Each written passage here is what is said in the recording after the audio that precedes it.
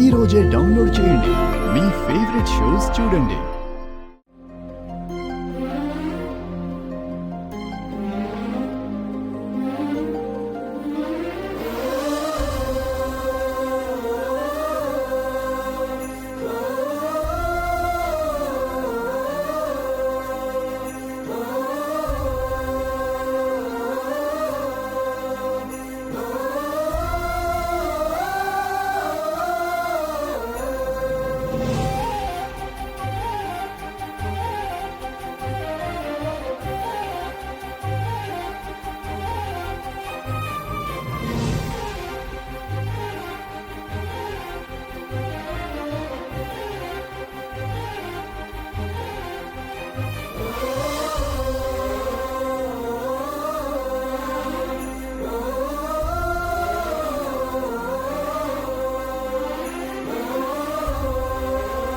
ప్రేమించడం అంటే మనిషిని మాత్రమే ప్రేమించడం కాదు, ఆ మనిషి కష్టసుఖాల్ని కూడా ప్రేమించాలి, ఆ మనిషి ఇష్టాన్ని ప్రేమించాలి, ఆలోచనల్ని ప్రేమించాలి, ఆశయాల్ని కూడా ప్రేమించాలి అని నమ్మే మనిషిని నేను. నిజంగా మీరు ఆస్ట్రేలియా వెళ్ళాలంటే నేనే పంపిస్తాను. కాకపోతే మీరు చెప్పినట్టు ఎవరికీ చెప్పకుండా వెళ్ళిపోతానంటే నేను ఒప్పుకోను. ఎవరు కాదన్నా అవునన్నా ఇప్పుడు నువ్వు నా భార్యవి. నా భార్యగా నువ్వు మారిపోకూడదు. అది నీకు మంచిది కాదు, నాకు మంచిది కాదు. ముఖ్యంగా పెద్దయ్య గారికి, సొసైటీ కూడా నిన్ను తప్పుగా అనుకుంటుంది. అది నాకు ఇష్టం లేదు. ఎవరో ఏదో అనుకుంటారని నా లైఫ్ ని నేను స్పాయిల్ చేసుకోలేను. ఎవ్వరూ నొచ్చుకోకుండా చేయడం అంటే కుదరదు. సరే, అందుకు 6 నెలలు ఓపిక పట్టు. No way! 1 డే కూడా నాకు నరకంలాగే ఉంది.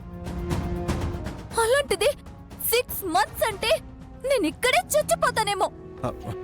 నేను అస్సలు ఉండలేను. నేను ఉండలేను.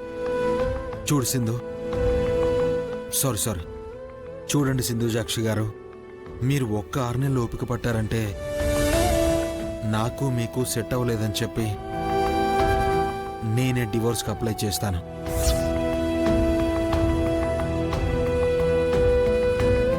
మీరు కూడా గౌరవంగా చెప్పుకోవడానికి ఒక కారణం ఉంటుంది. అప్పుడు హ్యాపీగా మీరు మీ ఇంటికి వెళ్ళొచ్చు, ఆస్ట్రేలియాకైనా వెళ్ళొచ్చు. ఎలాగూ మీ జీవితం నాశనం అయిపోయిందన్న బాధ వాళ్ళకి ఉంటుంది కాబట్టి అప్పుడేం చేయాలో మీకే చాయిస్ ఇస్తారు. అప్పుడు హ్యాపీగా మీరు ఆస్ట్రేలియాకి వెళ్ళొచ్చు.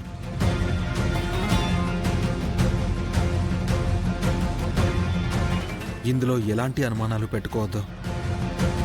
మిమ్మల్ని ఆస్ట్రేలియాకి పంపించే పూచి నాది. దానిపైన మీ ఇష్టం, మీరే ఆలోచించుకోండి.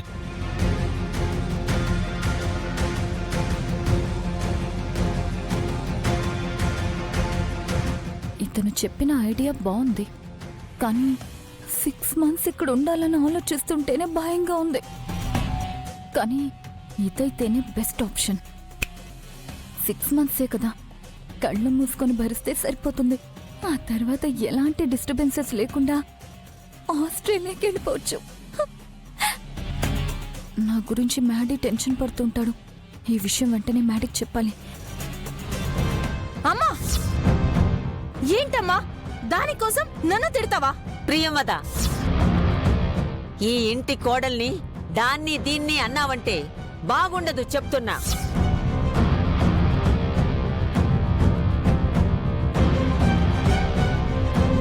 అయ్యో అమ్మా, నా గురించి మీ మధ్య గొడవలు రావడం నాకిట్టం లేదు.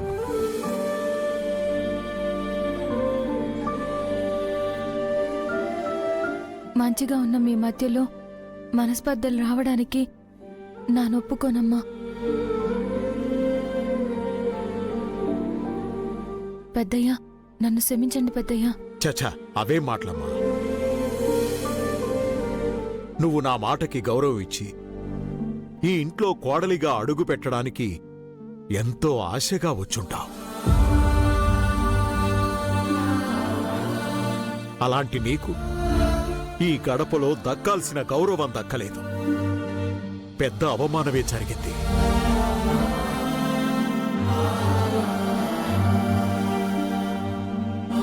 దీనంతటికీ ప్రత్యక్షంగానో పరోక్షంగానో నేను ఒక కారణం కాబట్టి నువ్వే నన్ను క్షమించమ్మా. పెద్దయ్యా,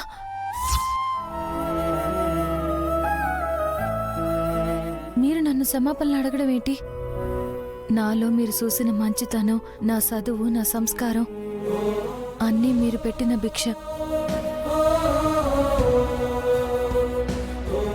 ఈరోజు నా నిట్టా ఉన్నానంటే దానికి కారణమే మీరు పెద్దయ్యా.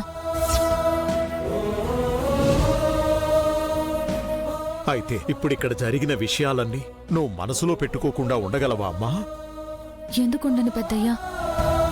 గుడికెళ్ళినప్పుడు దేవుడి దర్శనం కోసమో లేదంటే దేవుడికి మన బాధలు తెలపడం కోసమో అరచేతిలో కర్పూరం ఎలిగించుకుని హారతిత్తుంటాం. మోకాళ్ల మీద గుడి మెట్లు ఎక్కుతుంటాము. పొర్లు దండాలు కూడా పెడుతూ ఉంటాం. అగ్నిగుండాలు తొక్కుతాం. అవన్నీ భక్తితో చేస్తాం, కానీ గాయాలు అవ్వాలనో భయంతోనో చెయ్యం కదా పెద్దయ్యా.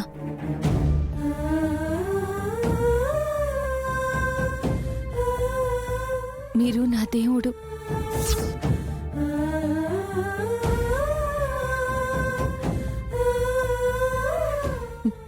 మీకోసం నా నేటైనా చేస్తాను పెద్దయ్యా.